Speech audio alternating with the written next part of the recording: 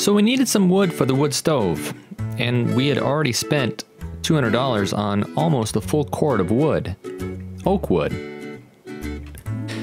So we went back to our back property. The day before this, we had made some paths with some tools and my tractor. 2 paths, actually. We put 2 paths in the back of our little grove of trees back in the rear of our property. You can kind of see the opening on the left, and on the right was the other path that was actually already there. We just kind of cleared it out a little bit so we could get back there. And I had to use my bush hog on the back of my tractor to finish the rest, but it wasn't that hard. So our theory was that if there was some dead wood back there, we could find it and use it for firewood. And sure enough, we found some dead wood. And so we pulled it all out, just me and my wife, and stacked it all up. There were some large trees and some not so large trees that we use for kindling. And we loaded it up into the truck. It took a little sec to load everything up, but it didn't go too bad. My wife and all the dogs, we have 4 dogs of our own. We rent out the place to a couple of roommates, so they have a few dogs as well.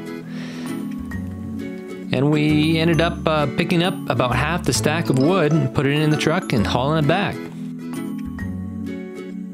We hauled all the wood back to the house and started cutting it up piece by piece by piece.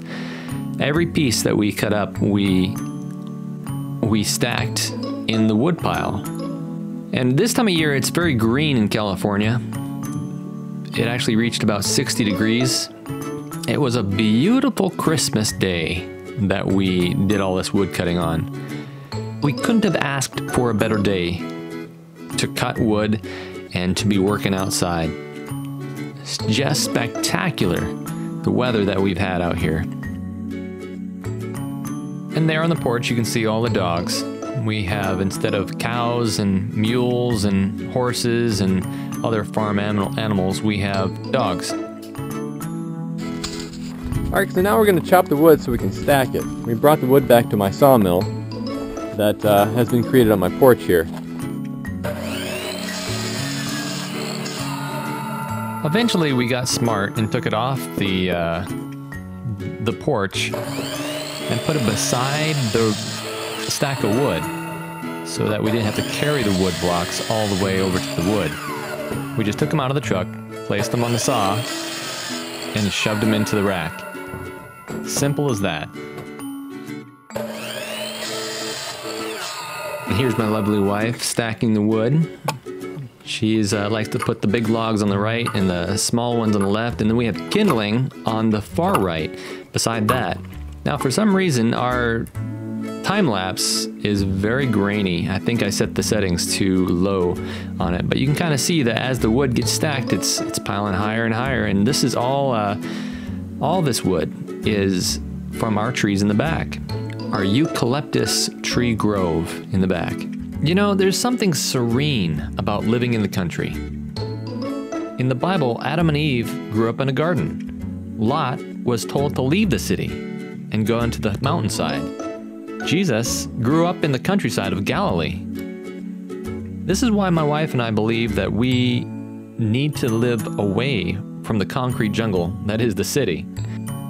The manual labor is good for the muscles and the mind and the spirit. And we believe that there's more than just that out here.